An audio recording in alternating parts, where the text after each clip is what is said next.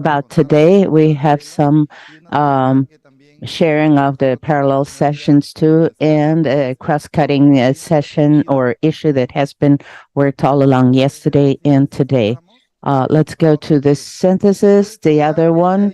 Yesterday morning, we synthesized the first day with these two plenary sessions in the three parallel ones. And yesterday we had two plenary sessions. One was on funding, and the other one on public-private partnerships to mobilize financing. They have been very interesting. We will show the needs, opportunities, and also what could be the next steps. We have sequentially fed the workshop with lectures, but also with table participation. There was interesting work done yesterday too in the open space. We had an open space that helped us to speak and go on speaking. It was a short space, but it was very useful to have some key messages, and this will help us with the agenda we have to strengthen in the Latin American and Caribbean region on issues related to climate change. And finally, we had a large plenary, where we also talked about the nature and funding.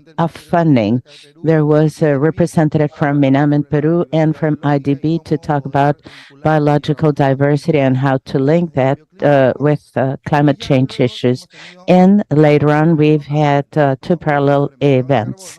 One on carbon markets, and it was so extended that you went on speaking after 6:30. That's a good indicator. There's a lot to speak, there's a lot to discuss, and we've had a parallel session on carbon markets, and on the other hand, on innovation. There's been a lot of debate. I came down from a meeting at 7, and people were still speaking. And I think that's interesting and key for the Let's Lack community in the workshop. This reconnecting has been very important as from the first day. There are people who have participated in this kind of a workshop several times, but there are others who are just starting to do so. And they can get to know each other.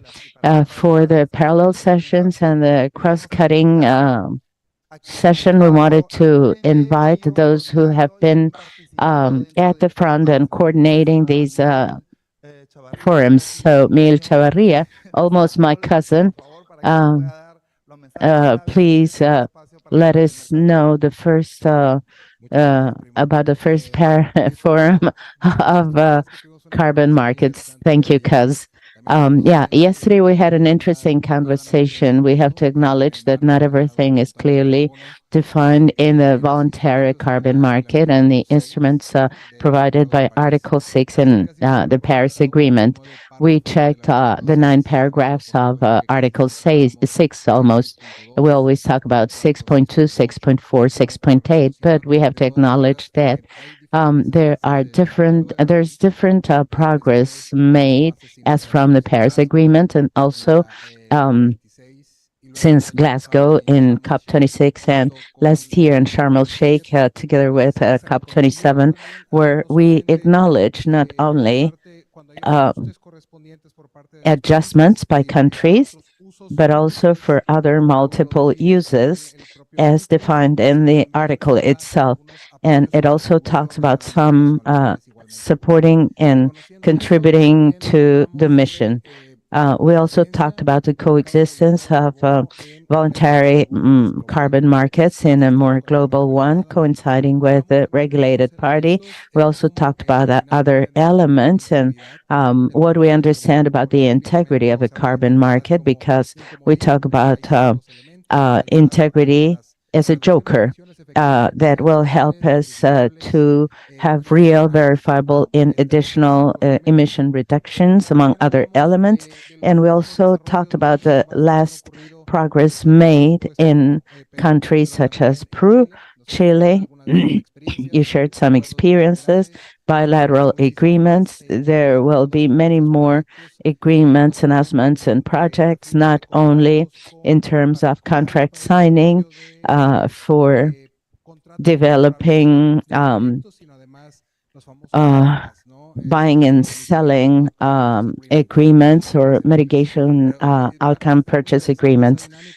This dynamics will be very interesting from now on, and according to the rules fixed by the countries who signed those bilateral agreements, we will see.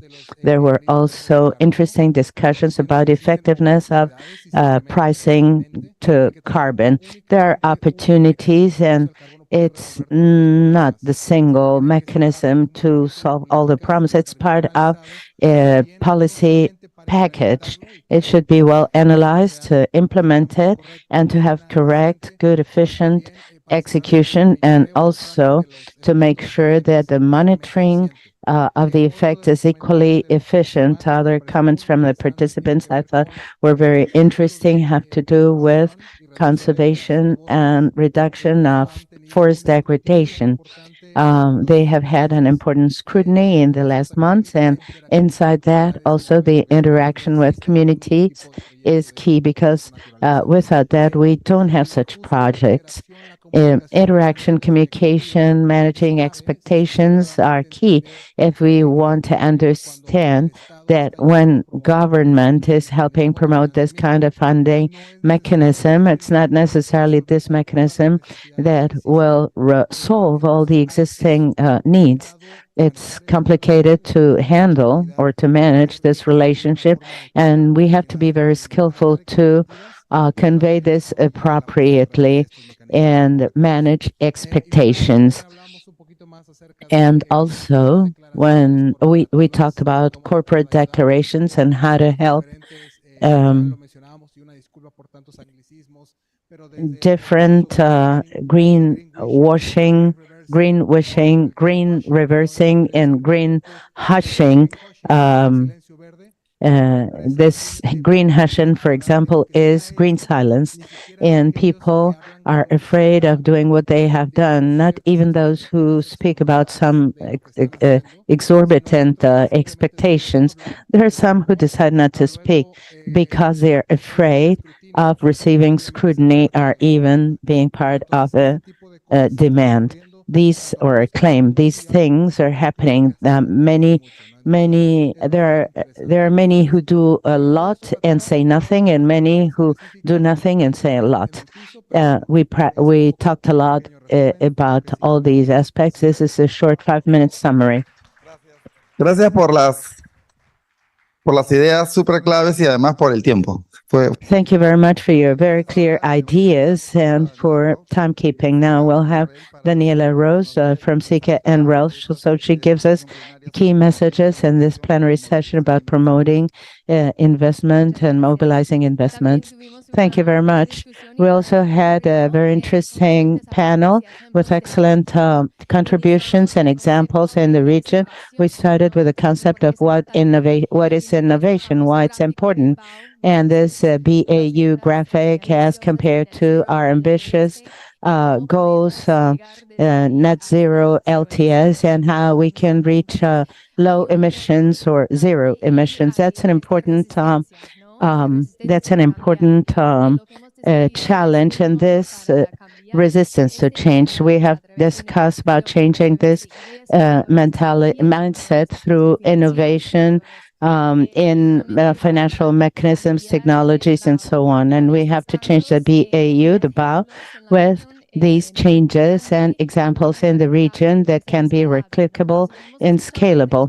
We have heard of 3 different examples of different kinds of innovation, and there's technological innovation, financial mechanism and innovation, and policy innovation. Everything is innovative, and we need of all this to go out from that bow. At the beginning, we listened to a Let's Lack initiative of bioenergy. Ida Lorenzo, the coordinator of this community of practice of bioenergy, and this is a very interesting example because it's an initiative to link bioenergy projects with funding sources, technical support, and the community. So these examples can be successful and reach funding, but also be an example in the region to replicate. So this link between projects that require support and acknowledgement and funding sources is very important and a key challenge in the region. We hope this initiative and this process can be replicated in other areas and subsectors, such as transportation and other communities of practice. This is innovative because it helps us to link projects, developers, financial entities, technical entities, everything in an ecosystem that will help to be successful. The second example we heard on ProInnovate is an example from Peru. They got an IDB loan to provide non-reimbursable funds to innovative projects that have potential but that cannot take risks. So what's innovative and pro-innovative is that it is helpful to reduce risk for projects, for developers, and take them to a point where they are more confident about progressing in their project. When they are more confident, they receive less support. It makes a lot of sense. It's a very impactful mechanism and effective one. We have listened about several examples that are very helpful to go ahead with these initiatives, examples and very innovative companies. And the third example we listened to was a regional climate innovation hub presented by Pablo Rojas. And this has been a very interesting example because it establishes the criteria of what innovation is, how we define innovation, and how it's applied to projects. And there's an initiative portfolio that can be examples in the region for innovation. And these are regional examples. This has been one of the most important outputs. There are lots of innovation examples, and these mechanisms are important to make sure that we can disseminate them, share them, and make sure that we are learning from lessons, from what worked well, and also from what failed to prevent that. So failures are as important as successes, and that's been one of the most important outputs to make sure that we are taking advantage of this Let's Lack network, where we have several success examples, where financial entities, technical entities are working together, coordinating, and showing success examples to promote new ideas, innovative ideas in the region. So taking advantage of Let's Lag, there was no suggestion to develop a new community of practice focused in an innovation, but to take advantage of this network, communicate success spaces and make sure that they are recorded or written or put in an accessible place for all. Yesterday's session was very impactful. At 6, we were eyes opened and saying, oh, this is a very rich debate. And this shows the importance of this topic. And we have all identified that Let's Lack is a perfect opportunity to broaden debate, continue sharing these examples, and going ahead with this innovation topic that is really key to fight climate change. Thank you very much. Thank you very much, Daniela, for this presentation of key messages and for your enthusiasm. I think what has happened in these 2 days has been key. How we look at these things from the international part with a global stock taking, then the actors, the sectors, the initiatives. And today we'll talk a little bit more about the initiatives and topics. It's true that we can take a look at things as very broad things, but we can make them cross-cutting with different approaches to see what's happening and who's lagging behind. It's very important to know how to find messages, as they do in the Resilience Hub, to contribute to this platform. Maria Gracia Garcia Aguilar has the floor now so she can pass us some messages. Gracias, gracias. Sí, como contaban y como les sigo contando. Yes, as you said, and as we have been talking these days, the Resilience Hub is a physical and virtual space. It's built inclusively, and its objective is to mobilize greater levels of resilience regarding climate change. This COP will be the third year for us, the Resilience Hub. From Avina Foundation, we're leading this hub for Latin America and the Caribbean. The idea is to add up this view to the actions in the region, so they are also a contribution to the conversation on resilience and adaptation to climate change. The idea is that we will take all the systematization of this workshop, take advantage of this forum where we are already talking, and there's a Latin American network, to take these key messages to the conversations to be held at the COP and the agenda that is being built. So as from what I have been writing down and looking at these 2 days, I have some key messages I'd like to share with you. I've tried to cover several topics that have been touched upon, particularly on adaptation. I think that one of the first points is that adaptation is seen as a key matter in the region. There are clear there's clear progress, and we have seen that in the national adaptation plans on the first day. And it is because the countries are interested in working in these issues, and also because the needs are more and more evident. However, there are still many gaps concerning implementing measures, particularly at subnational and community level, as well as funding mechanisms and monitoring of actions from all sectors, ministries. An important topic we have dealt with these days is how the private sector is already working in adaptation actions when we actually think that they aren't doing so. What we still lack is this connection between what the private sector is already doing and what we see in the NTCs and the national adaptation plans. Perhaps we lack a common language, a language that connects. But there's also a challenge in terms of accounting for these actions and measure them, also particularly to scale up their implementation in the case of those that are working very well. We have report mechanisms and mitigation, but they are not so clear in adaptation. As for funding, we see there are lots of funding challenges. It's not necessarily lack of funding, but lack of access in many cases. But we have seen several interesting examples of mechanisms and measures that show interesting progress, and they were born in Latin America for our Latin American Caribbean reality. That's very interesting. It's very interesting to share among us. Any adaptation policy or instrument has to take into account fair transition. That's very important for the region.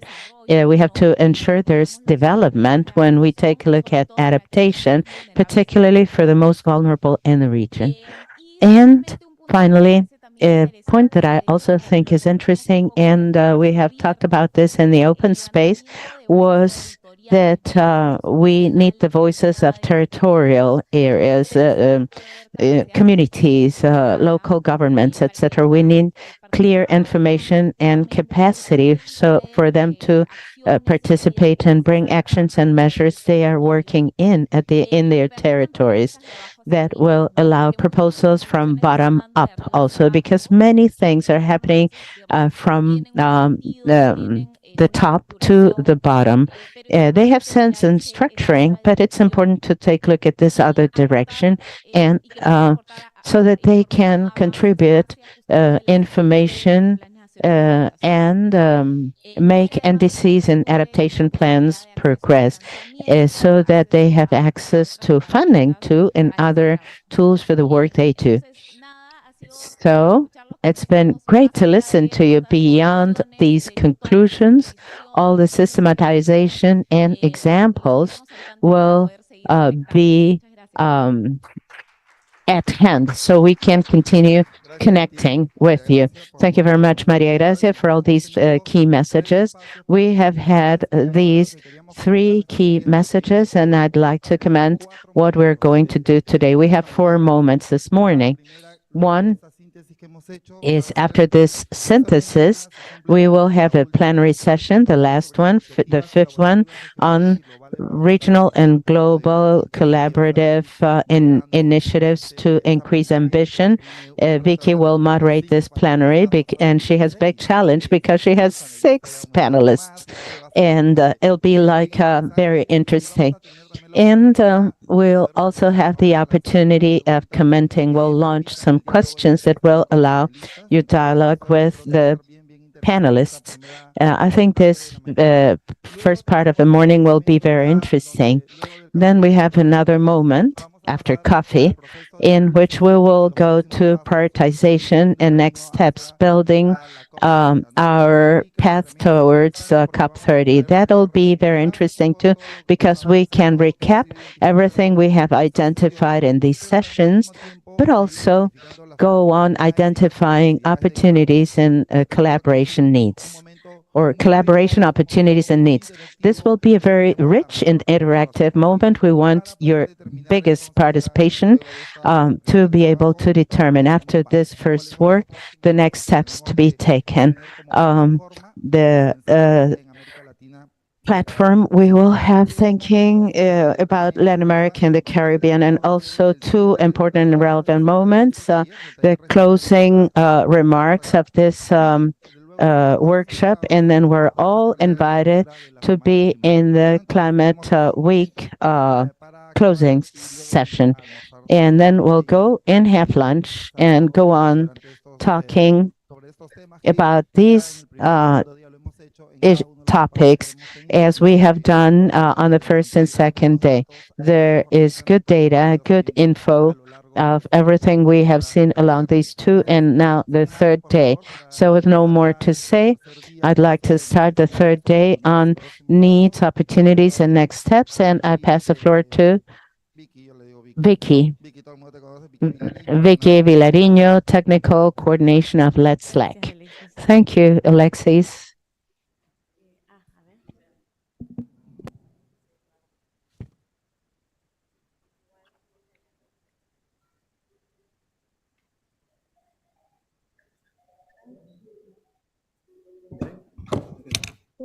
Ya están ahí. Perfecto. Claro, ya pasé. Claro.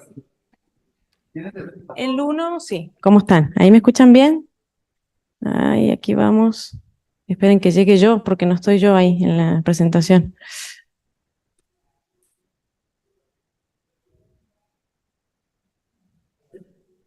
Ahí está, que estaba como al final. Ahí está, ahora sí.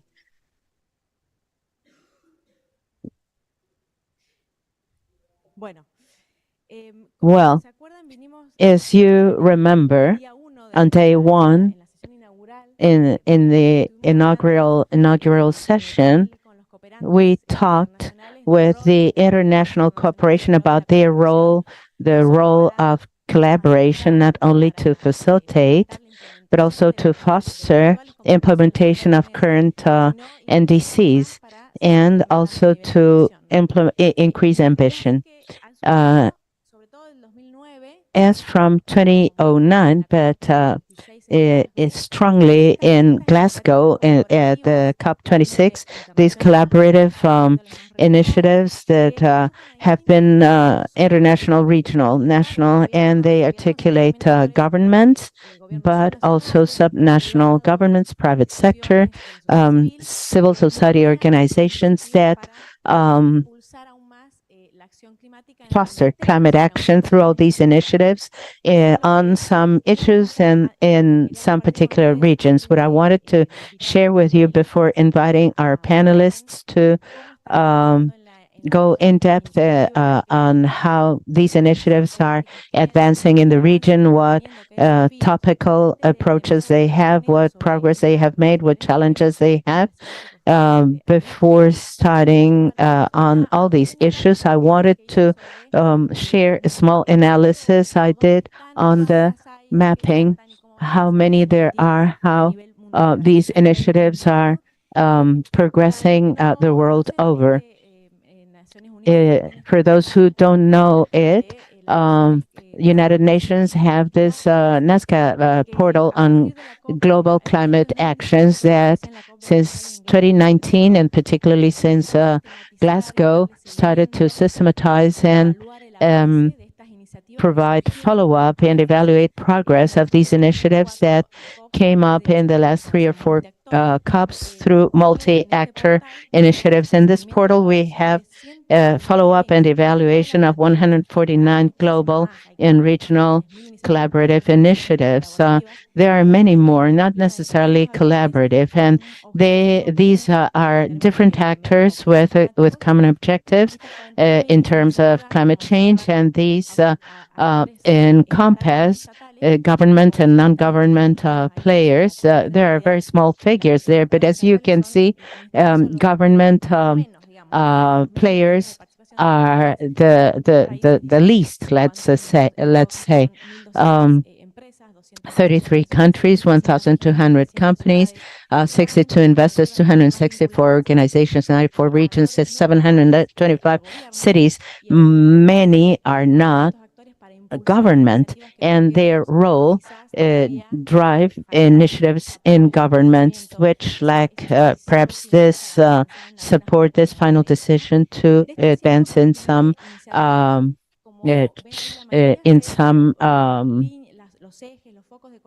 topics, and the axis and collaboration among all these players go in generating and disseminating knowledge, training, in doing public policy advocacy, fixing regulations and standards, implementing projects, solutions, and services. But when we analyze these 139 initiatives that we can see there are several studies, and even the last IPCC study analyzes the role of these initiatives, the progress made in terms of concrete results. And we see they're facing many challenges to be able to report progress, many of them which involve governments, or even those that do not involve governments, even include initiatives, decisions, and measures that are part of the NDCs in their countries. And it's difficult to say how much additionally they are adding in climatic results as compared to what is committed by many countries in these initiatives. Many of them have not reported in the last years the progress made, because the value of this initiative is as the value of this platform, that they have to report objectives, targets, and what implementation means there are to progress in those objectives.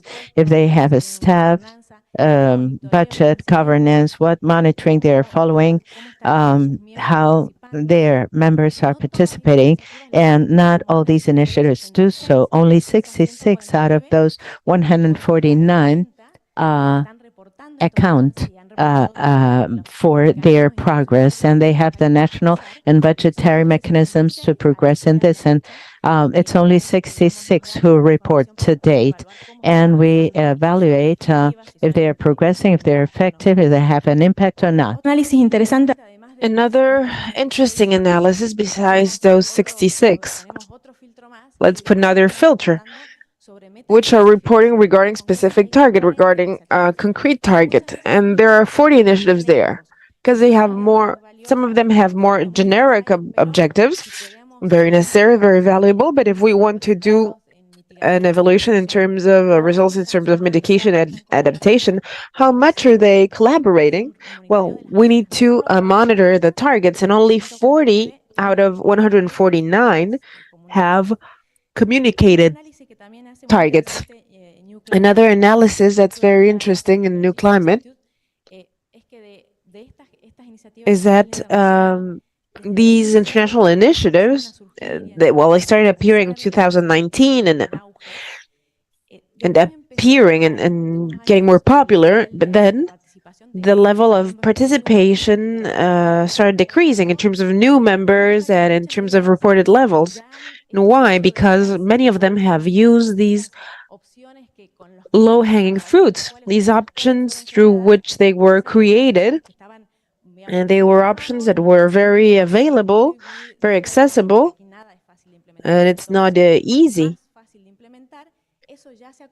And this has already been done during these years, and now these initiatives have to do more. And so we are in a curve that's a little bit low in terms of ambition, and that's why it's important to continue analyzing this topic. Next, please.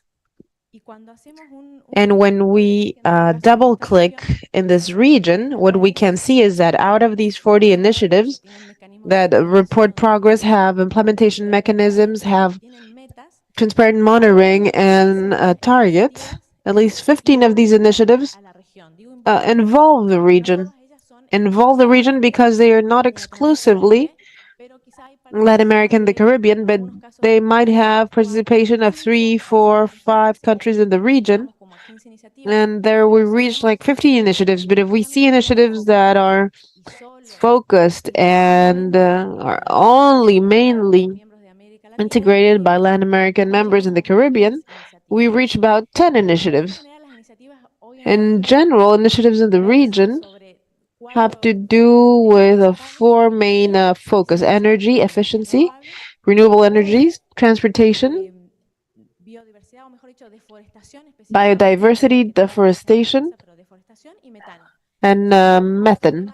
Those are the 4 topics that are the most frequent and that have the most initiatives and associates working. What do these studies tell us as well? Maybe there are sectors that don't have initiatives, and we expect a certain curve in the region. There are sectors that are more difficult.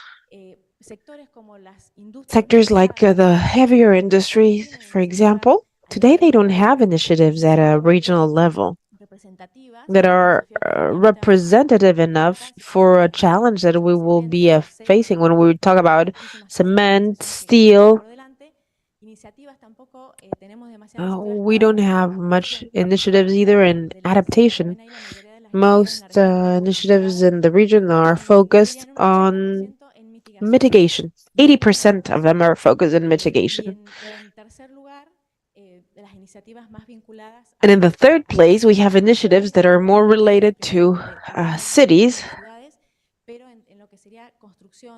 construction, urban development, buildings. We know that it's going to be a very big challenge in the region because of the urbanization rates, but also to improve the current edification conditions, which is something that we should do with a decarbonized roadmap. And so with this very brief introduction that I wanted to share with you, out of these 10 initiatives that have focus in a region, these 10 have 6 that are today in our panel. It's not an accident. They're represented in our panel. RELAC, it's a regional platform for climate change from ministries of finance. Under two coalition, Global Pact of Mayors for Climate. Elena Cardozo will not be in this panel today because she has already told us about the pact and the progress made. So I just want to tell you that the pact is between cities that have to agree on a plan to reduce emissions, to adapt. They have to report their progress annually, and this is very in line with the monitoring that I mentioned before.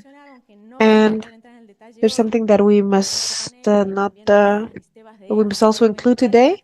There's the Apollo 2040 for Central American and Caribbean countries 2020. That's an initiative that has to do with resilience through soil conservation. Then we have a rural resilience initiative, and which is an initiative regarding impacts on natural and cultural patrimony. This is not specifically Latin America, but we have a lot of representation there. And so, as I was saying, next please. Now I'm going to present my panelists. Here we have 6 representatives from these 10 regional initiatives that we have been monitoring and we have started analyzing so that we can learn more about the initiatives, how they are moving forward, and what recommendations they have for the region to continue making progress in other sectors or with more ambitious targets. How we must articulate the initiatives to continue moving forward in the region. So, Rosilena Lindo is going to be with us. She's going to be virtually with us. We will try that until the end. We will try to have virtual connection until the end. And the other panelists will come here to the stage. I'm going to read their biographies. I'm going to welcome Rosilena first. You can start connecting her while I present her. She is Subnational Secretary of Energy in Panama. She's a civil engineer, master's in technology and management of natural resources in the tropic and subtropic from the University of Applied Sciences in Colonia, and she is a master from the Autonomous University in San Luis Potosí. And also, she's a representative of the pro tempore presidents of RELEC. She's going to be with us today.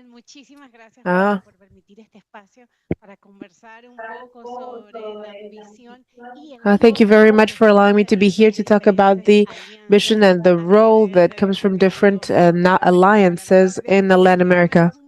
For me, it's a pleasure to share what we have in RELEC and this initiative. I'm sorry, but we don't have any audio in the booth, so we're trying to get connected.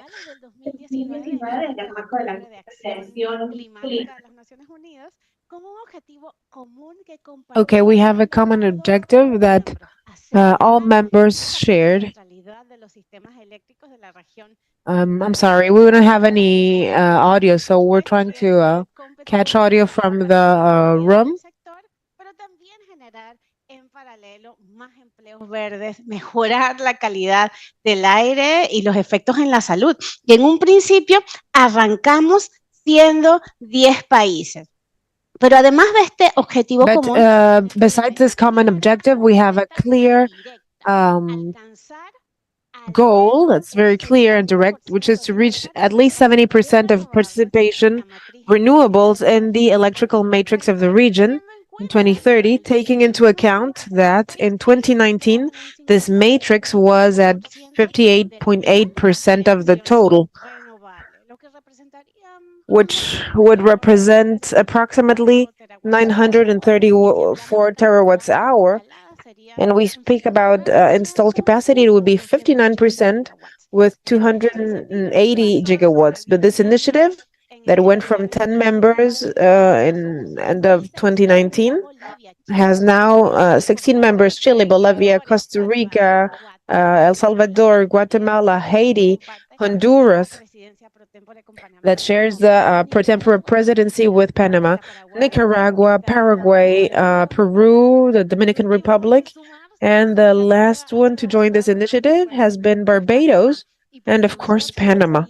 And for us, it has been a landmark in collaboration because the countries, the Latin American and Caribbean countries, have voluntarily agreed to promote renewables, working not only on increasing the ambition to have 70%, also monitoring the process with a functioning structure that seeks to support the countries in that growth process for renewables, clearly assessing what are the opportunities of each country, what are the needs of each country, and putting into perspective those political expectations, those prioritized plans that are different in the 16 countries, although we do share what unites us, which is the ambition and the love for renewable energy. And what's different and attractive in this initiative is that we also have 11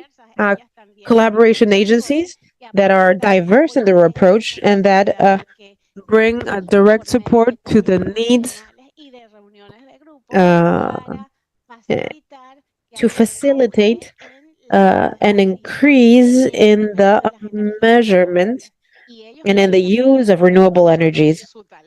And so they are bringing their talent, but they are also bringing their capacities to support our countries in reaching this target. These agencies are IDB, WWF, GIZ, Let's Lack, Ministry of the Environment and Conservation of Nature, and German. And what's delicious in this process is that together we share good practices that exist inside and outside the region, which facilitates cutting implementation times in terms of public policy and technology, because we are using those learned lessons that take us to the target. And it's not mandatory for all countries to say that their target is 70% in the renewables. In RELAC, we have become an initiative that's a platform for all countries that want to move forward in terms of renewables so that they can find an opportunity to increase renewability in a different way. And then when they are ready to implement their commitment, they are welcome. But the thing is that they must have the tools, the studies that will facilitate increasing their renewables. And all depends on their national circumstances.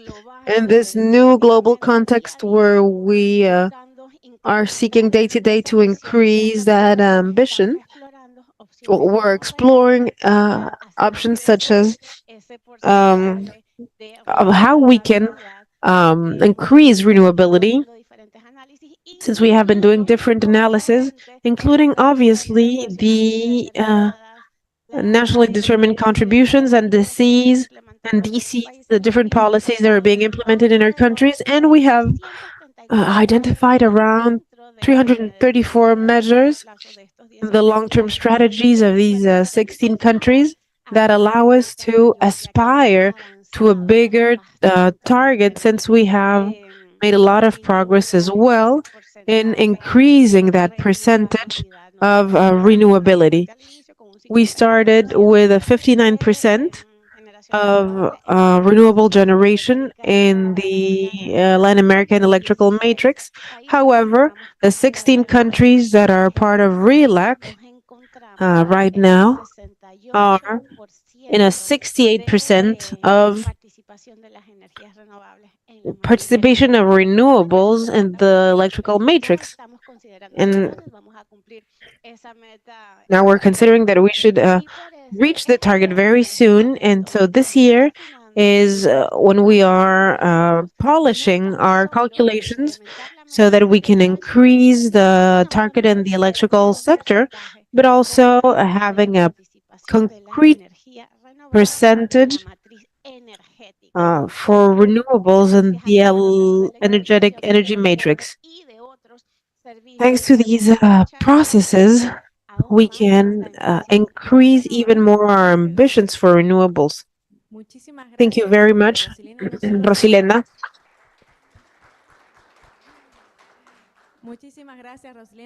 Thank you very much, Rosalina, not only for everything you shared, but also for your enthusiasm and your energy. I am sure that everyone wants to commit here and be a part of RELAC.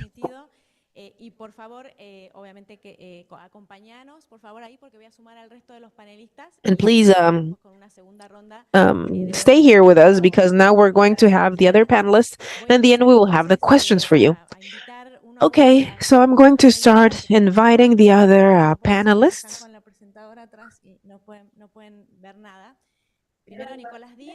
First, Nicolas Diaz, project manager from Waste and Circular Economy from the Global Methane Hub. Hoy estamos aplaudidores. Camila, hoy estamos viernes. Camila Fernandez, engagement lead for Latin America from Race to Resilience. Race to Resilience. Raúl Delgado from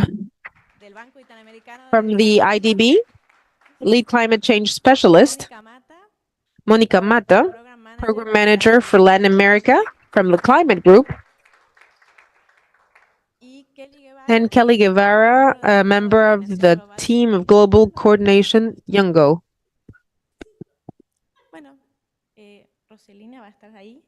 Rosalina will be in that seat because I don't know where Kelly is. Until last night we were talking. Well, welcome. Thank you very much. Sus biografías porque I'm going to read your biographies because we have to introduce yourself. Nicolas is a chemical engineer from the Catholic University in Chile, and he has a public management degree from Washington University.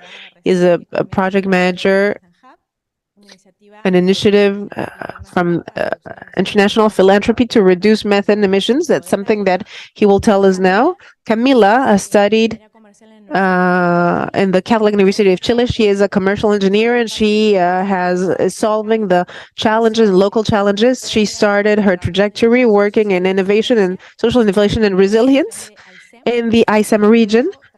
And we worked as a climate advisor in the Ministry of Culture in Chile. And today she is a part of the teams for Latin America and the Caribbean. Sorry, she is really going very fast and we're trying to warn her, but she's not listening to us. From the IDB, where he talks about the execution of the agenda and climate change. She leads the work on NDCs, climate strategies on long-term fiscal policy for the climate. She is also a part of the technical secretariat, the platform, the ministry. Sorry, she's going just too fast. We're trying to warn her, but she's not looking at us. And she's going to tell this with more details. And finally, Monica is a senior manager for Latin American Climate Group, where she works in the government policies team, leading in Latin America the relationship with Mexican states from the coalition under 2. That's what brings us here. And Monica is a specialist in climate policy with experience in Mexico and Colombia, and she is a licensed in international relations by the Technological Institute of Mexico. And now I'm going to sit here, and if Kelly comes, please let me know so that she can come to the scene. Por favor, bajen la velocidad. ¿Qué es la seña? Más lento. Sí. Para la traductora. Esto puede ser muchas cosas. Bajar la ambición nunca. Bueno. Me preocupa. Esto es que me siente, que me baje, que hablemos más despacio. Bueno, más lento, claro. Bueno, vamos a empezar entonces. Okay, let's start with this first round of questions for the panelists. Okay, it really feels like Friday. Everyone is laughing and cheering and clapping. Let's start in order. I wanted to ask you, as Rosalina told us, we wanted to share about your initiative, the goal that you have, the target that you have, how you have been growing. Some of your initiatives are very recent, but we wanted to know what your goals are and how you have gained members until now. Thank you. Thank you very much, Becky, for you and for Let's Lack team and Libélula team. It's very exciting for me to be back in Lima and just to tell you the story of Under 2 Coalition. It was created in 2015 before COP15 in Paris, when California and the Baden-Württemberg got together in California to show that the regional and state governments have also an ambition and want to put more governments together to talk about the challenges and opportunities. And so we created a memorandum of understanding that 10 states signed from all over the world. And with that, they created coalition number 2. Then the climate group, the organization that I represent, was elected as a technical secretariat for the coalition. And here we are, almost 8 years after. We have consolidated ourselves like the biggest alliance in states at a world level. We have more than 260 members in the world. And in Latin America, we have 60 members. Most of our members are in Mexico. Mexico represents more than half the country. And in Brazil, we also have around 16 members, in Colombia. And it's a little bit lower in Chile and Argentina. And so we're looking for more members in the Southern Hemisphere. And so what is the commitment of these governments? Initially, this is a coalition that everyone was committed to maintain temperature under 2 degrees, but trying to be 1.5. Of course, this ambition was lost. And then last year, we decided to have zero emissions for 2050. So this means that we're going to reach this target as a coalition. And so just to tell you about our governance and our representativity, we have co-presidents around the world. Currently, Latin America has Sao Paulo, and we also have a direction group that is formed by states and regions. And jointly, we have the Under 2 coalition agenda.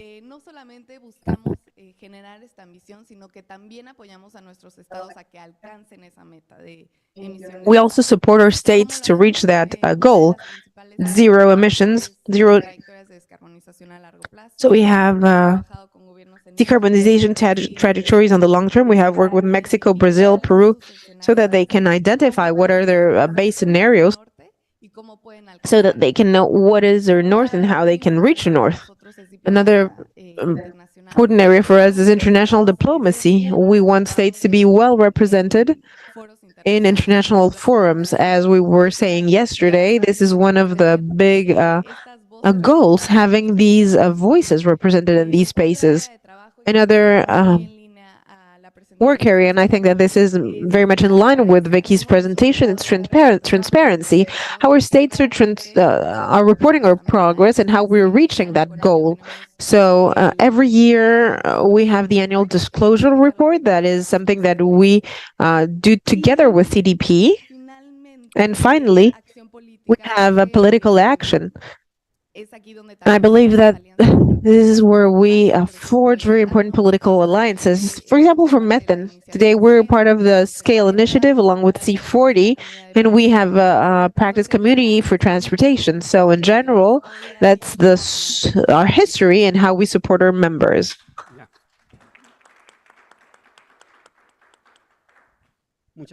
Thank you very much. I'm going to talk a little bit about the Ministry of Finance platform for Latin America and the Caribbean.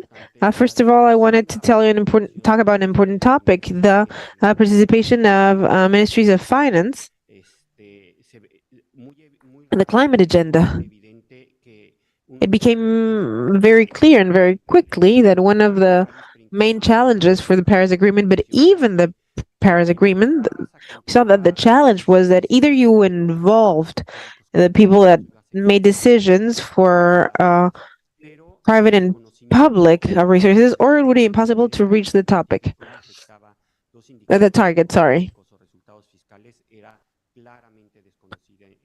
And climate change and how it impacted finance was unknown at that point. When I was in the Ministry of Economy in Mexico, the beginning of the first climate change discussions were really very basic, trying to understand what was climate change, the definition, what is the framework, what happened if polar bears disappeared, what were the economic impacts. Something that the ministers ask is, what happens if the jaguar disappears? They had very basic discussions. We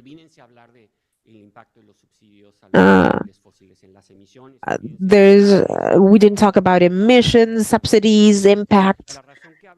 Today, why do I say that? Because ministries of finance in 2021 came to the bank and asked for support to design a platform for ministries of finance that were dedicated to climate change, that will allow them to have a space to discuss experiences, problems, the challenges, methodologies, and exchange experiences which we didn't have before. And so what's remarkable is that ministries of finance decided to ask for this. So the initiative came from them. It's not a bank's initiative, it's an initiative from the ministries of finance. So what's the platform? What is this platform? It is this exchange mechanism that generates analysis, products, methodologies. The platform is made of the 26 countries of Latin America, which are members of the bank. It's led every 12 months, they elect a new pro tempore president. Today it's Dominican Republic, but the next month maybe the Ministry of Chile will lead the platform. Currently, we have 3 work groups. A work group led by Mexico in terms of debt and the climate financing, a group of income and fiscal incentives led by Chile, and group 3 on public spending led by the Ministry of Economy in Paraguay. So what is the work done by the platform today? It's several kinds of work, but if I had to summarize this, it's to generate and strengthen capacities in ministries of finance in terms of the financial instruments that are needed to support the climate agenda. A very practical example is the emission of green bonds, thematic bonds. This is very important because it's a way for ministries of finance to finance the deficit, but also finance specific projects for climate change. Well designed, this can help move the climate change agenda if there's a link with indicators related to NDCs. The kind of work that we do is pretty specific. The platform and the ministries of finance have been very clear. They want very practical products, very specific products for their needs. When I say it's trainings in detail.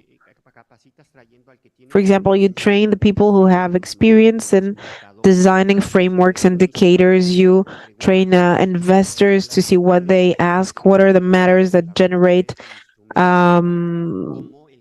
questions in terms of the robustness of instruments, how Congress evaluates the bonds, and with what instruments they do that assessment. So it's very, very detailed matters.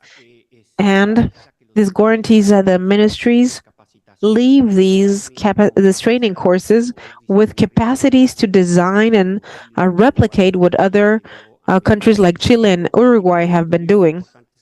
Other important studies from this platform have to do with how to design financial strategies for climate change in a way that so that they really become instruments to inform decision making.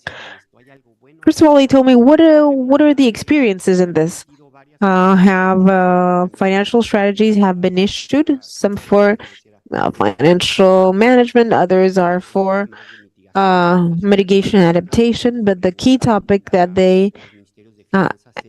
that the ministries asked about is, are they published, issued, and who makes decisions with that? Is the private sector using them? Is the government using them? Is someone making decisions based on that? And the results of the study are really informative.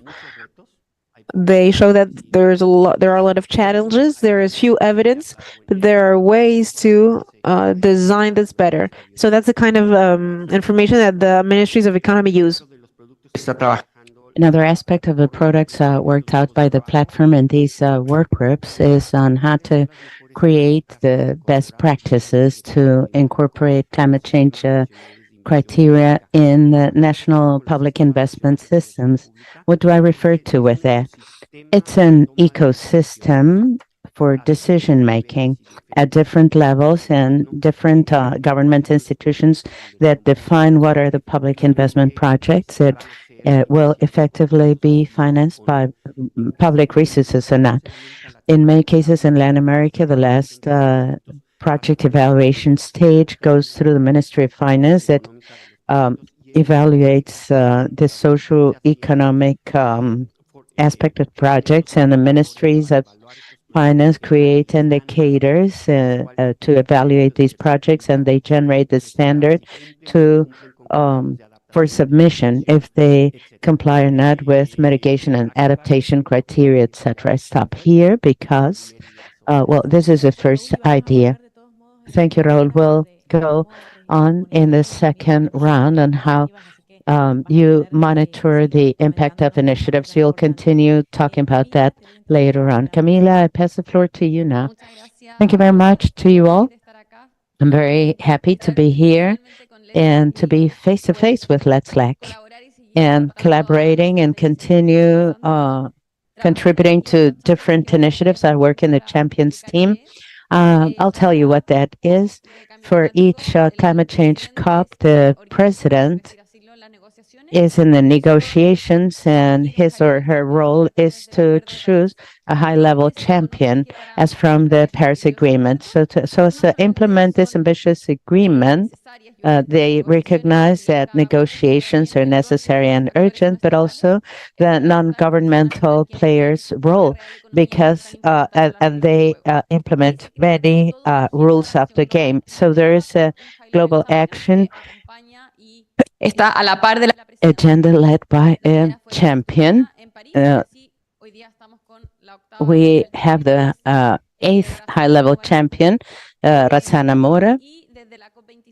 un equipo que And we made a team as from COP26 that supports these high-level champions so that the leadership of climate action, the market partnership and all partnership and all that is more institutionalized, and we can progress taking a look at the long term, because complying with the Paris Agreement is very challenging. Our mandate is to move non-government actions, accelerate actions, and we do that through two campaigns, Race to Zero and Race to Resilience, which is the one I'm going to explain now. And I'm going to speak slower too.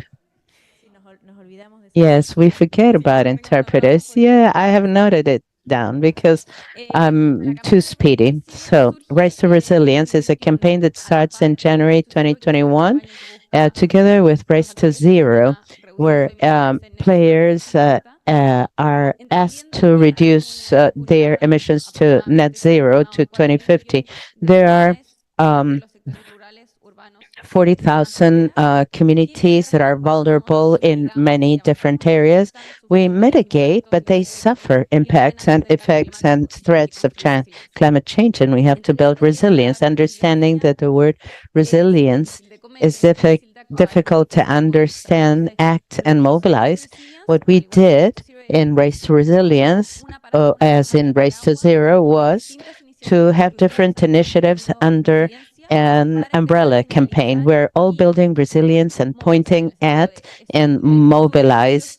This is a very ambitious and difficult term, but if we are overwhelmed and paralyzed, we won't move. So we have more than 35 initiatives around the world, and they impact more than 173 countries, more than 173 countries, where we have more than 2,083 members who are working on resilience. There's a technical secretariat that works in coral restorations, mangroves, private sector initiatives to generate positive water, how they reduce their operational impact, but how they also start to generate water restoration projects, understanding that resilience is seen in a cross-cutting way, not only in terms of different sectors, but also in different actors.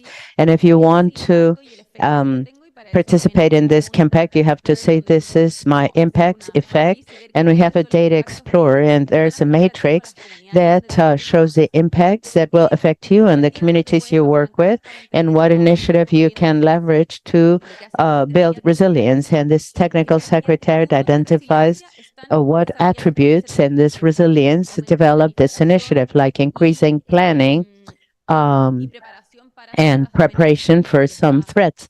For example, there's Extreme Treaty Alliance that works with subnational governments to deal with extreme heat, which is one of the highest death causes due to climate change, simply because people don't get prepared. And this is how we're building resilience around that.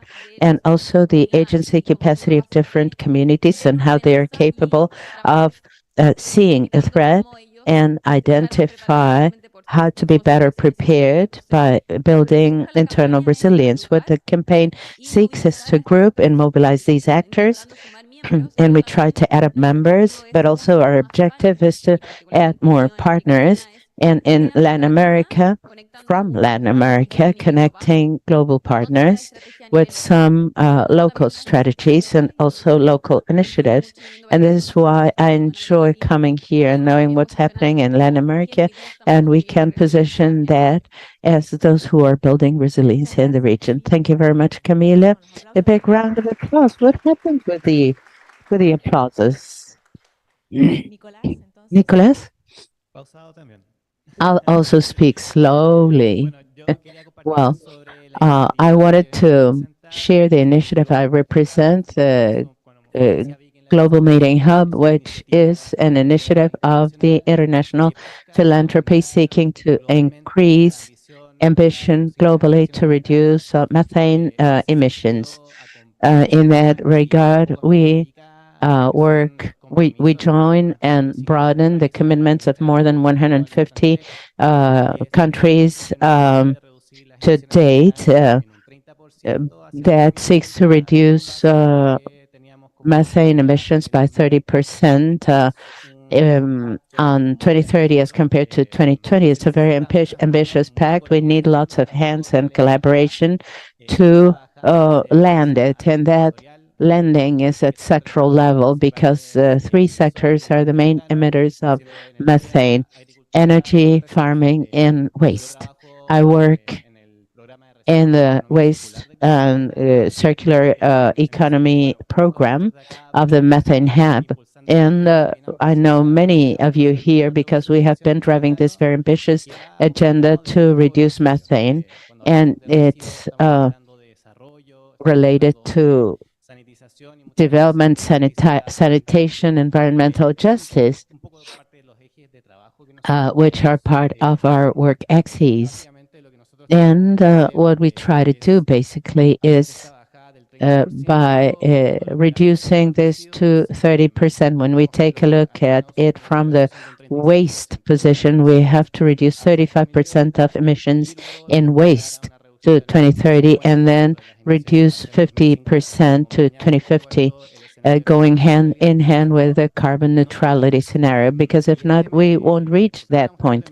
Why do we speak so much about methane? Everybody knows that methane is the second main GHG. Now, besides the stock problem we have with carbon dioxide, methane generates a very short-term heating in our window of opportunity, which is 20 years and even less, and we're counting, makes that reducing methane has an immediate effect almost on the temperature. We can see year by year, we can reduce 0.3 degrees that really count. So that's what we're doing. How do we approach that 35% reduction? Mainly through three lines of action. One, the need for better information, the need for better monitoring, reporting, and verification systems on how several initiatives that unfortunately are not mainstream, and because of that, they are left aside. So we have to prioritize waste prevention, recovery of food in terms of relevant and cost-effective actions to reduce methane globally and regionally, and also how we detect and make available for decisions info about methane emissions in landfills. We're supporting with remote monitoring, satellites, air campaigns to put that information in the hands of those who can do mitigation actions and little by little generate these capacities and mutual understanding of how to solve this problem at a very speedy pace if we want to reduce as we want to 2030. We're also working on preparing projects and supporting the creation of a project portfolio that shows this is possible. And obviously, as part of philanthropy, we have a very strategic intervention, a very catalytic one. We want to progress by connecting this with the big funding sources that can be national governments, financial institutions like development banks, and so on. We've made great progress in that. I can talk more about that in my second intervention. And what's more important in the context of this conversation is how we take all this project preparation, information improvement, and increasing our ambition, how we take this to the country's commitments in their NDCs and their LTS. So it's critical to count on massive actors that work in coordination. Communities are a tremendous opportunity in that regard, and also trying to make this topic as visible as possible. That's part of the strategies we need to consider. There will be a waste pavilion at COP28, for example, and little by little, we will generate a community of actors that we can align in their efforts in this common axis of how to reach carbon neutrality and not go beyond 1.5 degrees that calls us so much in this kind of forum. Thank you very much, Nicolas. Welcome, Kelly. How are you? I'm pleased to meet you. Kelly represents and leads the initiatives of the youth group in the constituency. No. Of the United Nations, I mean the Framework Convention. So Kelly, we're interested in listening to the initiatives promoted by youth to increase ambition in the region. Before starting, I just want to ask you, raise your hands. How many do you know young activists in your countries? How many people know adolescent activists in your countries? In children, boys and girls? You see how the number decreases. That's what I'm going to talk about. I work in the youth constituency for climate change in the United Nations. It's the largest and broader among those that exist in the UN for these topics. We started in 2011, but little by little, in connection with climate negotiations at global, regional, national level, we have scaled up this process. Currently, in Latin America and the Caribbean, there are 169 boys and girls affected by climate change. Only to give you some info. And Yungo sees topics of boys, girls, adolescents, and youth, or children and youth. We work in the region through the COIs. Before the COP, we have the Conference of Youth. The Conference of Youth is 1 week before, a few days before the main conference of the parties. In this case, in Dubai, there is a COI where people come from all the different countries. Before this process, we have the regional part. We have ARCOIS in North America, Latin America, the Caribbean, Asia, and other places. Among the Latin American and Caribbean results, we mobilized 55,000 youth in all the region. The next year, in 2022, the ARCOs were separated. There was one for the Caribbean and one for Latin America. They are separated because of the challenges faced by each region. As you know, the Caribbean has different kinds of climate difficulties. This year, for example, the Latin American ARCOE is hosting the process in October in Colombia from 9 to 12th, and in the Caribbean it'll be in Bahamas from the 17th to the 20th October. These two regional processes involve a process that anticipates the national meetings. We have the LCOIs, the National Conferences of Youth.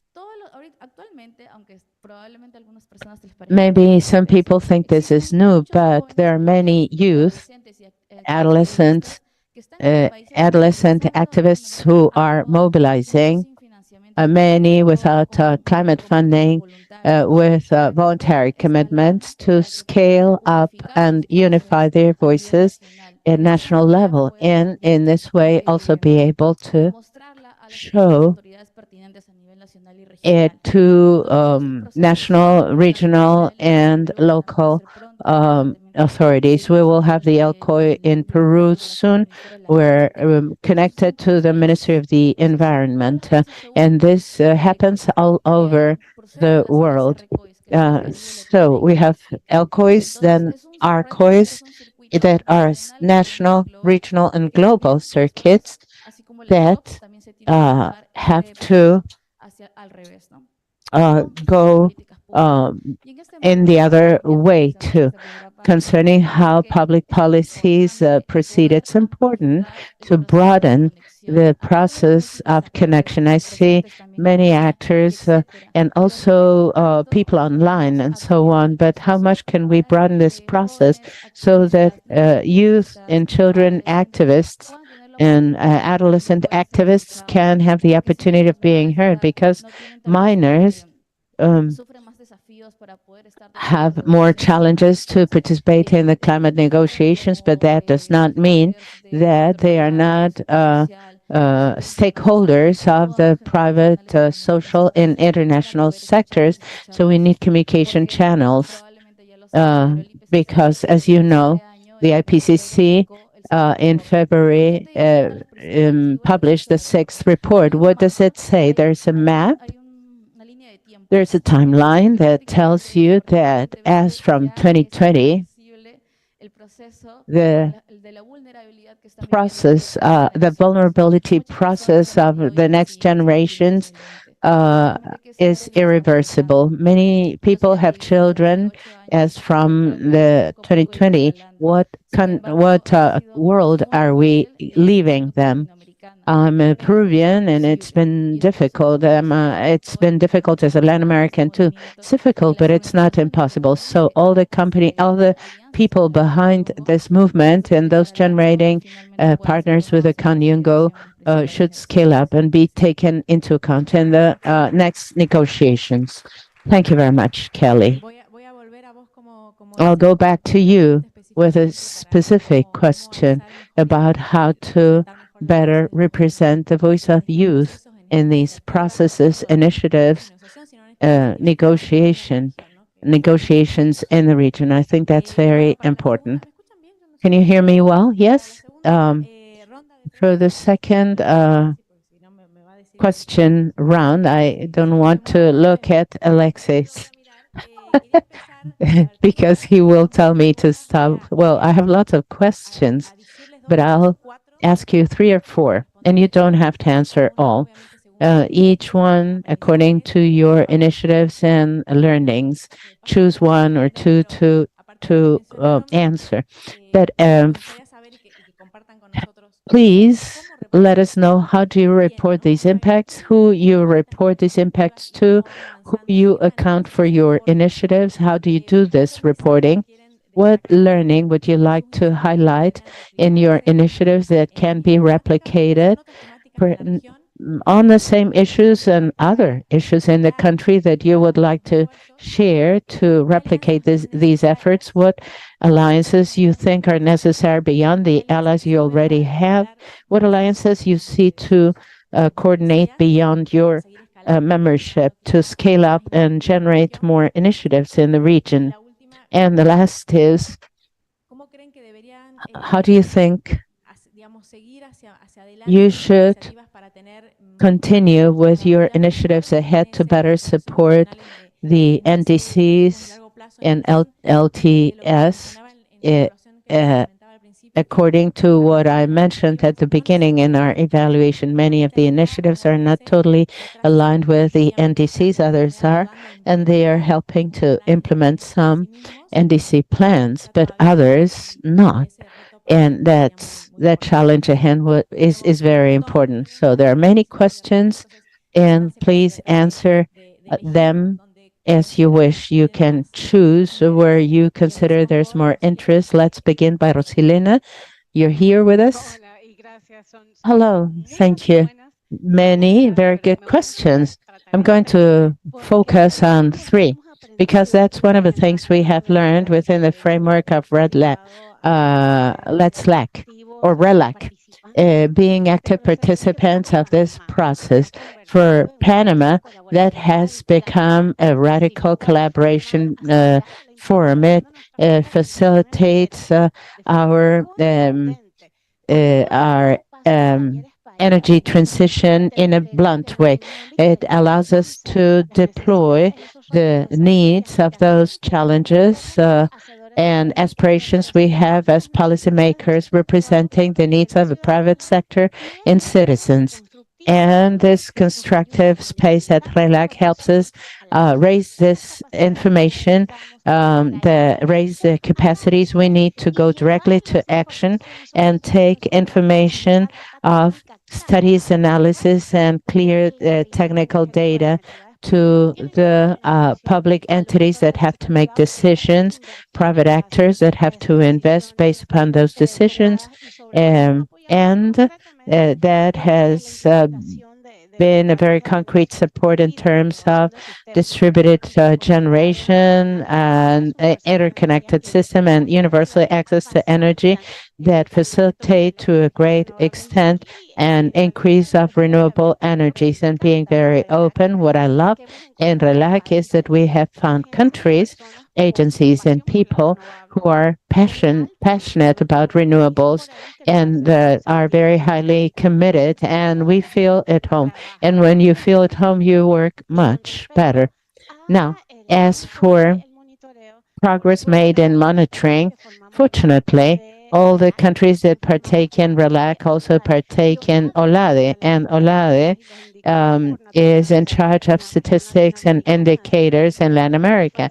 So they feed us back constantly about the progress on our targets, and we'll meet RELAC countries twice a year at mid-year with the technical team of each country, and usually during the Energy Week we have minister meetings to share our progress and how we can improve those challenges regarding implementation. We also have a technical secretariat at RELAC that is made up by the IDB team that gets constant feedback practically every week. So we are both active in those initiatives that we implement within the framework of RELAC. Another thing I'd like to highlight on our way to increasing ambition is that since we have broad and clear dialogue processes with different players that can and must foster this political, technological, and cultural change, as more actors partake in this process, and when we show them figures, this allows us to generate a space for new alliances. I love Elias's arrival. I wanted to hear your intervention. And for all our friends in RELAC, we have to identify the game changers that will give a special character to the implementation of these decisions as an accelerating agent of the use of renewables, where we also find the youth. Also, they are not only change representatives, but actors. We are in the national speech contest, and energy transition is the topic. And we have had 3,000 students between 14 and 17 years that have been talking about green hydrogen, climate change, etc. And these youth say what they want, how they want it, and they speak that in a very empowered way. So they all have to participate, and we have to give them training so they are part of the active mass that implements renewables and use of those renewables. There's a very clear opportunity here. Kelly also told us we have the information about this. The sixth IPCC report is very clear. And here I repeat what I said at the beginning. We need radical cooperation to make sure that we mainstream a process that will take us to achieve our climate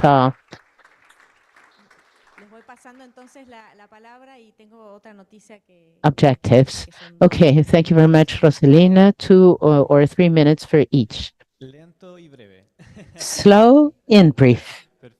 Very well. Well, maybe a couple of points. They are critical. We cannot build alone. That's a key issue. Our work has been discovery work. We are a very new initiative.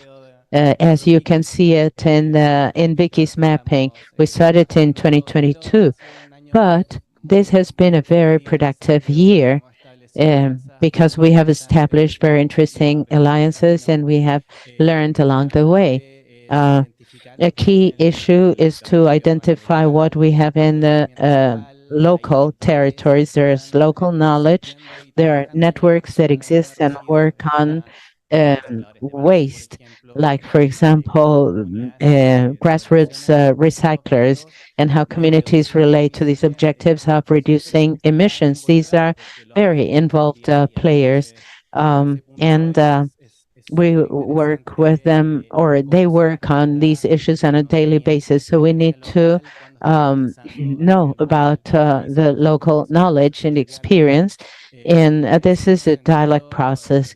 In that same regard, the experience we have been supporting concerning organic waste, creating a platform and creating local platforms has led us to develop together by understanding these capacities. And of course, participating in Let's Slack and others and other forums will help us identify how to coordinate and do joint work in the region. It's very important. And also reconnect with ambition. How can we make sure of taking this knowledge and coordinated actions to the country's ambitions? How can we commit to drastically reduce methane emissions? And to do so, the NDC updating process for 2025 is a midterm objective, but we keep in mind and generating success cases and critical information that will show that this is something very concrete that we can do in the short term. Making sure to capture methane in landfills, for example, or pilot new models of circular economy in the cities will be part of those success cases that will be key for the countries, and we'll commit to do all these profound changes.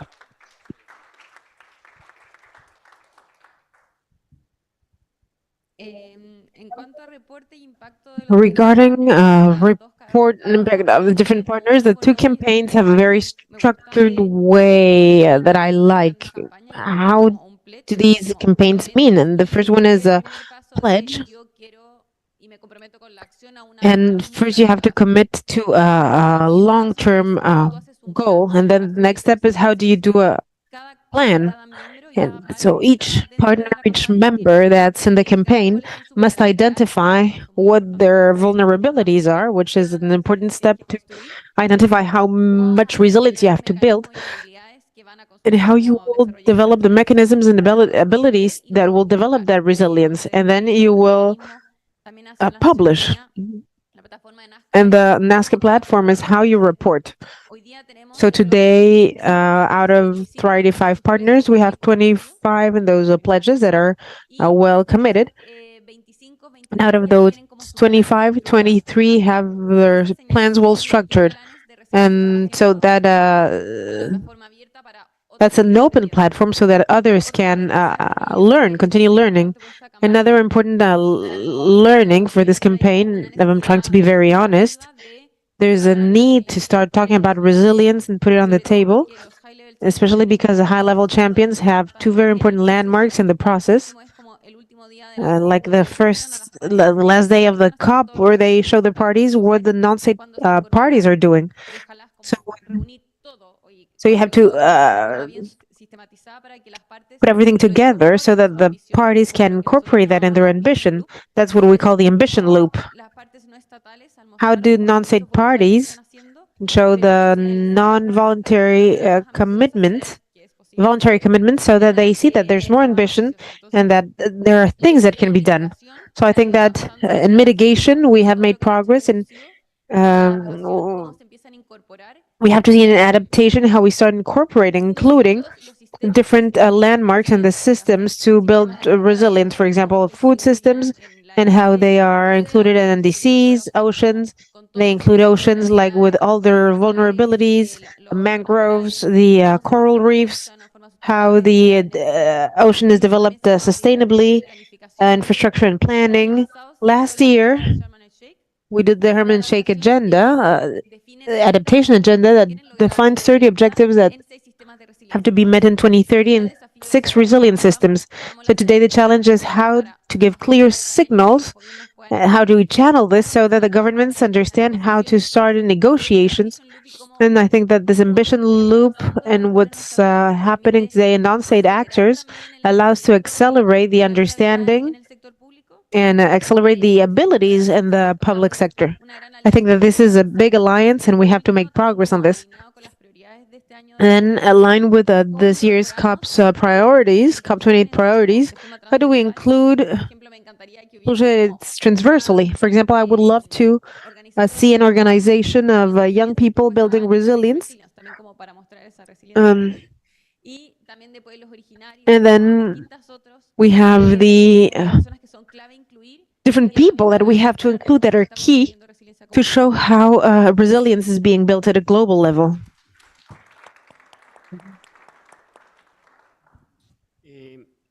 Virginia, agarro la pregunta sobre cómo monitorear impactos o resultados. So how can we monitor impacts or results? The short answer is the platform is going to be 1 year old. It was not designed with a mechanism to accountability. Now the ministries of finance are discussing this, but what's remarkable is how the idea of having a mechanism for accountability appeared when we were at mid-year and we were reporting to the Dominican Republic pro tempore president. The report said, well, we have had these trainings, we have had these ministries. We're doing this paper on carbon prices. He stopped us and said, it's very good, but I want to do what the ministries of finance are doing once they are trained. And we told him, well, we don't know. And so he assumed the role of champion, and he met the different ministries to tell them, we need to find a mechanism where you and I don't lose time. We give a lot of time to these meetings and trainings, but you tell me what you are doing with this, and I will tell you what I am doing. And this is where the initiative came from. In the beginning, some ministries felt like assessed, and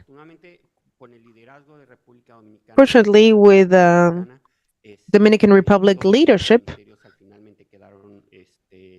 all ministries were finally agreed to move forward on this, and then the formal proposal will be presented this year on how different countries are making progress regarding climate change with the support of the platform.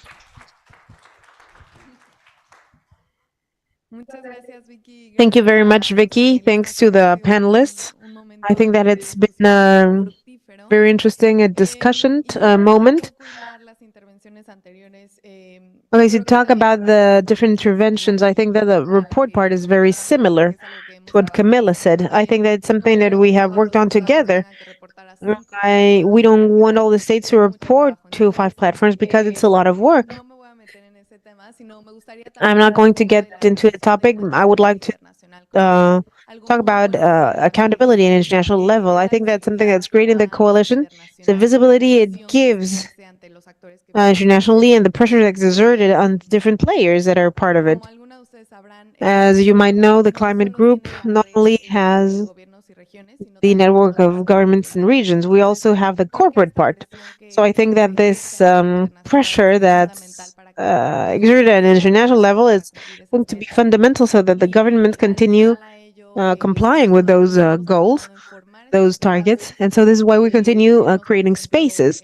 For example, we have the Climate Week in New York, which is something that's organized by the Climate Group. And now to talk about the lessons learned. I think that for us, it has been essential to create this vision. We've had the alliances with the Global Methane Hub and with the champions. And we have created pressure to say that this ambition is necessary. For example, in Brazil, government started to commit with race to zero, and at the end we have 12. So I think that we got that, but what's missing? And we have to think about how we will do it financially. We want to keep working on decarbonization plans on the long term. We don't want them to. We don't want just to have one administration. We want them to transcend through time. And how will we do it participatively? I think that to create these changes, it's key for many players to be involved, not only governments, civil society, alliances like the one that we have in this panel. And I believe that we talked about this yesterday in one of the tables. How do we support each other between governments nationally and locally? And as a climate group, something that we're lacking. To be sincere with all of you, we want to facilitate those spaces where we don't see each other as a competition between local and regional governments. How can we together reach the NDC commitments, as Nicholas was saying? We don't want to create competitions. We want to create a support between different government levels and the platforms that we have here. And finally, and I said this during the first intervention, how do you continue carrying these local voices to international spaces like the COP, like the COP? And so for us in the negotiations, we will always have national governments. And so how do we close that gap between these conversations with the local voices? Thank you very much, Monica. You also asked the question that I wanted to ask Kelly. What are the opportunities, Kelly, to take more and better voices of local communities, people, youth, young people, in spaces not only like this workshop, but in many more spaces where we need those better represented voices? Yes, and I'll start with the essence. There is an update of the essence. Some years ago, I had the opportunity to analyze Peru from the gender perspective, and I can recognize the leadership of the government in that sense. But what happens with children? What happens with intergenerational approach? We have worked with the Peruvian youth in front of climate change, and we could include the intergenerational approach in the law, and we also included this in the regulation. And there was a transition of 4 years, so that little by little we could create more spaces of governance for young people. But how much can reports? How can reports be intergenerational? And also include and also taking into account the inclusion, because I was in the Glasgow COP and the Egypt COP, and it's very difficult to see youth and children with disabilities. We have more and more children and youth from, for example, indigenous peoples, but it's still difficult. So to start within, we have to start with an intergenerational approach that can be an indicator in next reports, and this would be at least a little progress that would force countries to create local efforts. This year in Dubai, it's going to be the first year in the story of negotiations to have a day of youth and children. Before it was just youth, now it's children youth. And it's important to have mechanisms for this, but this is an effort that takes years. Last year, we created the Children Youth Pavilion, and this is an effort that takes years. And as I told you, now there's a proven case, but this happens also at a global level. So we need to keep encouraging these processes and different mechanisms at a local level, at a regional level, in the departments in the countries, and at a national level. But we are moving forward little by little as a region.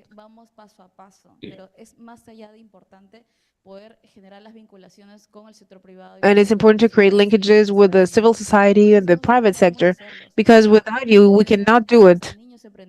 We even have entrepreneur children like Jose Quisocala from Peru, that's a famous banking child. And now he is a young man, but he went through a lot of challenges to have a green enterprise here in Peru. We don't want these barriers for for the other kids and young people. So if children and the youth have mechanisms to strengthen their capacities and their and enterprises, and the impact can be amazing.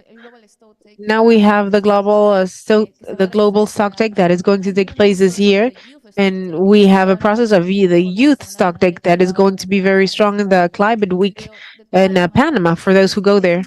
But it's very important to have this intergenerational approach at a local, regional, and national and global level, because you can give opportunities to people that have these ages to continue growing. Thank you.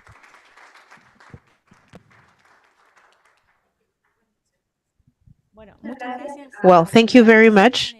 Thanks to the six panelists. We have been a little bit long, but we really needed to hear these initiatives. We have at least a screenshot, an initial screenshot of very valuable initiatives. Some are very new, but they are creating significant impacts. Some are longer term, but it was very valuable to listen to different approaches: resilience, method, energy, cities.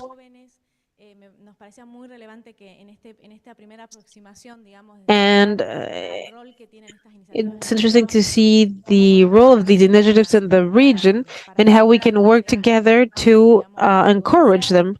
This was an initial step of many other meetings that we want to have. And we will please reflect during our coffee break. Primero, que si hay iniciativas que ustedes Are conocen, there, que son parte y que por ahí nosotros todavía no lo habíamos and if there are new initiatives that we don't know, háganoslo saber, así please podemos let us seguir know so ampliando that we can para ver continue enlarging this políticas consideran a partir de todas estas initiative oversight. que necesitaríamos impulsar en la región a nivel de iniciativas Not oversight, consideran que podrían ustedes promover que panorama, and maybe you can encourage other members to join the initiatives that we know, or promote the initiatives so that they can be more scalable in the region. So we invite you to continue talking about how to take forward the existing initiatives or how to have new initiatives in the region during the coffee break. And Alexis, here he is. Alexis is going to give us more indications, and please a round of applause, Rosalina. Thank you very much. Muchas gracias a Vicky y al panel. Los invitamos a tomar asiento, por favor, ahí Vicky, adelante. thank you. Thanks to the panel. Please sit. And before you go to the coffee break, I want to tell you that we have two great moments after the coffee break. Muy importante para cerrar con broche de oro